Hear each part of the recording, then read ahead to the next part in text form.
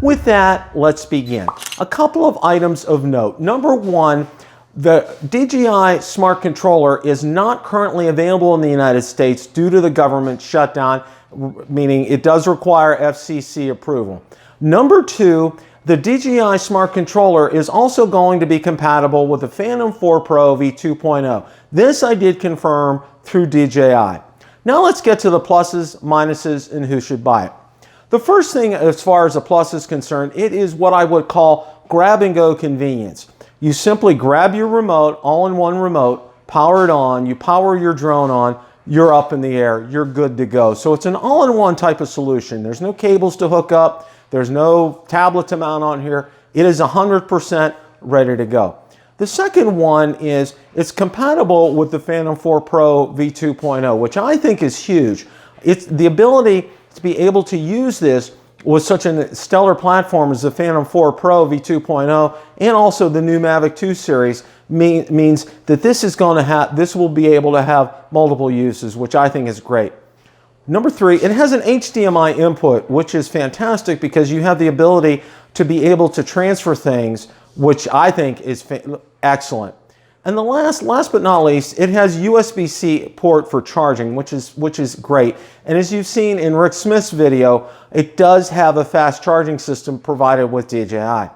Now let's get to some of the minuses. Now the first minus, and this is something that everybody is in agreement on as far as that's concerned, because I've seen them in my comments, has been the price. It is $649 USD. Any way you look at it, that is a very steep price. But I have somewhat of a solution here in my who should buy this, so stick around and we'll go over that in a second here. Now the second thing is marginal battery life. It does have 2.5 hours of battery life, which sounds like a lot, but if you're out in the field and you're using this quite a bit, that 2.5 hours goes by very quickly, and you need another solution to be able to do it. Now you could use your other remote, which in essence wouldn't make it totally useless, but again, you lose that capability of the grab and go convenience and having the all-in-one solution with this.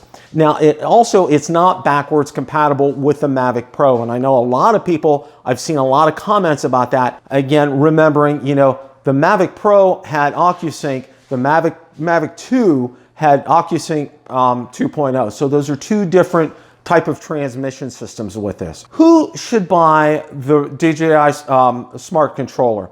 That's a great question. First, someone who is looking for grab and go convenience, someone who wants to be able to get up in the air quickly with their aircraft. Number two, someone who's fine with a 5-inch screen. I know for me, I prefer my iPad Mini 4. It does have a 7-8-inch screen on it, and it's very easy to see things on it.